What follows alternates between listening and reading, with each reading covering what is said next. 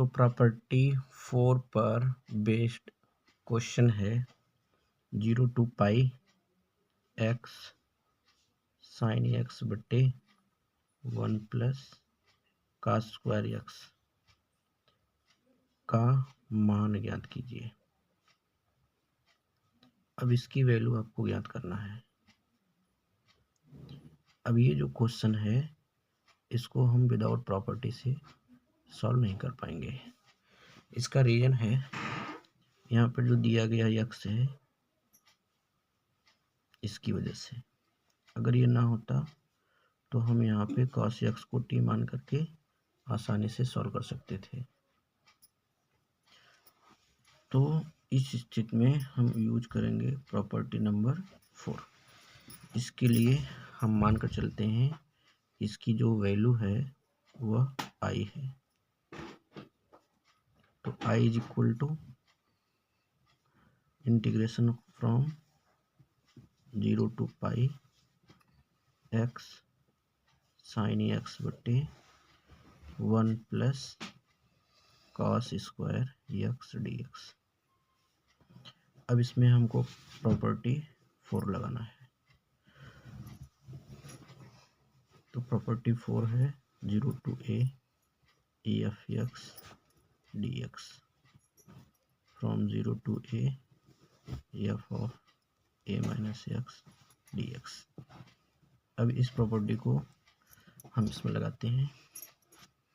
तो प्रॉपर्टी लगाने से डिफरेंट इंटीग्रल में कोई फ़र्क नहीं पड़ता है, बस आसानी से हम डिफरेंट इंटीग्रल की वैल्यू निकाल सकते हैं। तो इंटीग्रेशन फ्रॉम 0 to पाई, अब हम लोग एक्स के स्थान पर रखेंगे पाई माइनस एक्स, ये हो जाएगा साइन पाई माइनस एक्स बट्टे 1 plus cos square x d x equal to 0 to pi, ये हो जाएगा पाई माइनस एक्स, ये हो गया साइन 180 माइनस थीटा से साइन एक्स लिखेंगे, और यहाँ भी हम लिखेंगे पाई माइनस एक्स। ये भी क्या आ जाएगा, नेगेटिव आएगा, लेकिन स्क्वायर होने की वजह से ये पॉजिटिव बना रहेगा। अब इसको हम बनाते हैं, इसको पहले बना लेते हैं इक्वेशन 1, अब इसको बनाते हैं इक्वेशन 2। अब इक्वेशन 1 एंड 2 को ऐड करेंगे। अब यहाँ क्वेश्चन बनेगा कि 1 और 2 को हम जोड़ेंगे क्यों। तो 1 और 2 को जोड़ने का रीज़न क्या है, एक्स को कैंसिल करना। अगर ये एक्स कैंसिल नहीं होगा तो डिफरेंट इंटीग्रल निकाल पाना मुश्किल है। तो इसलिए हम लोग प्रॉपर्टी 4 लगाएंगे, उसके साथ साथ इक्वेशन 2 बनेंगे। इन दोनों इक्वेशनों को ऐड करना है। जब ऐड करेंगे तो लेफ्ट को लेफ्ट में ऐड करना है, राइट को राइट में। तो लेफ्ट को लेफ्ट में ऐड करेंगे तो हमें मिलेगा i plus I is equal to 0 to pi x sign x upon 1 plus cos square x d x, इधर से और इधर से राइट में ये plus 0 to pi pi minus x sign x बट्टे 1 plus cos square x d x. अब हमें यहाँ प्रॉपर्टी पता है कि जो समाकलन होता है वो रेखीय गुण का पालन करता है। मतलब कि जितने भी टर्म प्लस करके होंगे या माइनस करके होंगे, सब में इंटीग्रल साइन लग जाएगा। तो अगर सब में लगा हुआ है तो हम उसको पूरे में इंटीग्रेशन एक बार लगाएंगे। इसे हम लिख सकते हैं x sign x upon 1 plus cos square x pi minus x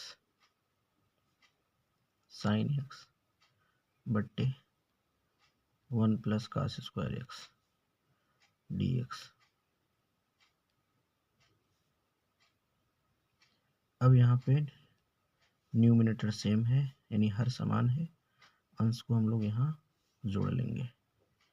तो मिलेगा integration from 0 to pi x sign x plus pi sine x minus x sign x upon 1 plus cos square x d x, negative और ये positive है, term equal है इसलिए cancel हो जाएंगे और यहाँ से हम पाई को क्या कर देंगे बाहर, साइन एक्स बट्टे 1 plus cos square x d x.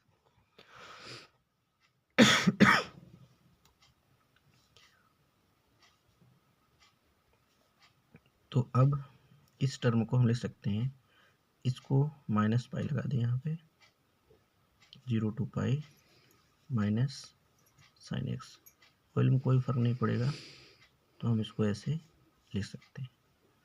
कुछ हम दूसरे वेस बता रहे हैं, बाकी आप प्रतिस्थापन के लिए cos x को t मान लो, उसके बाद वेरिएबल चेंज हो जाएगा तो लिमिट भी क्या होगी चेंज हो जाएगी, लेकिन एक दूसरे तरीके से हम लोग देख लेते हैं, 0 टू पाई। अब इस पूरे टर्म को हम लिख सकते हैं d cos x, ये मिलेगा फिर 1/1 प्लस cos x का होल स्क्वायर। अब ये x की तरह ट्रीट करेगा, यानी हम cos x के सापेक्ष समाकलन कर रहे हैं। तो ये फार्मूला आपका दिख रहा है tan इनवर्स x का, तो इसे हम लोग लिखेंगे tan inverse cos x, limit लगाएंगे अब 0 से पाई, फिर से वही प्रक्रिया, अपर लिमिट में से लोअर लिमिट रख करके घटा देंगे, तो tan inverse cos pi minus tan inverse cos 0। अब cos पाई की वैल्यू कितनी होती है -1, तो tan इनवर्स -1 हमें मिलेगा और यहाँ cos 0 की वैल्यू क्या होती है 1। अब यहाँ पर हम लोग यूज करेंगे इनवर्स सर्कुलर फंक्शन, प्रतिलोम वृत्तीय फलन या प्रतिलोम त्रिकोणमितीय फलन जिसे कहते हैं।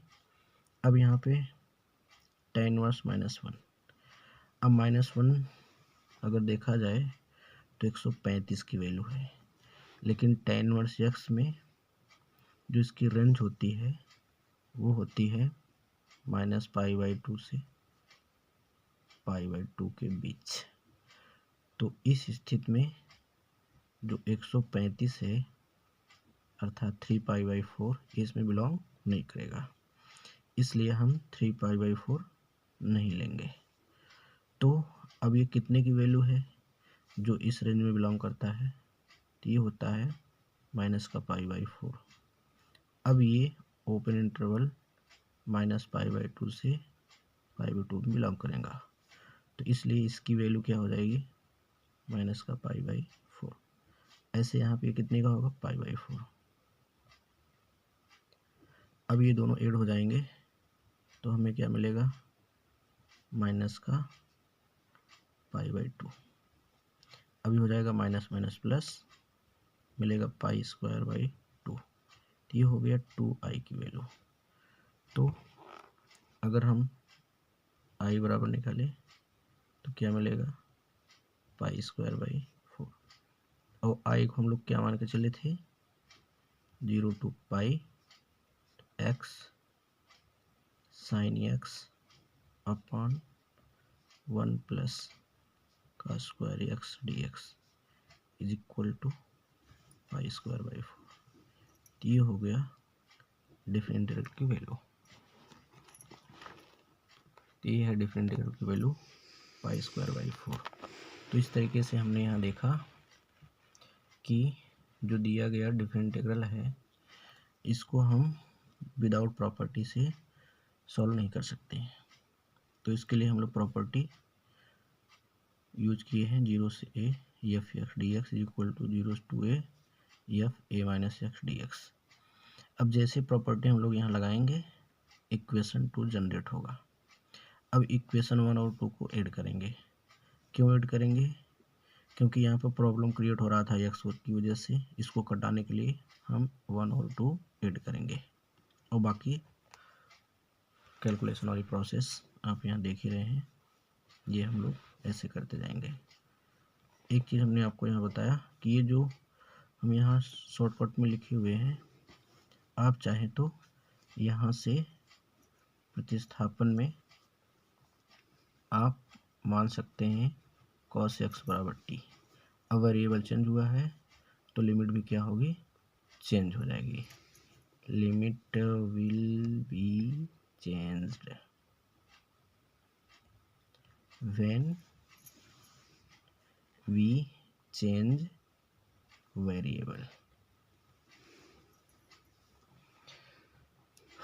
तो धन्यवाद।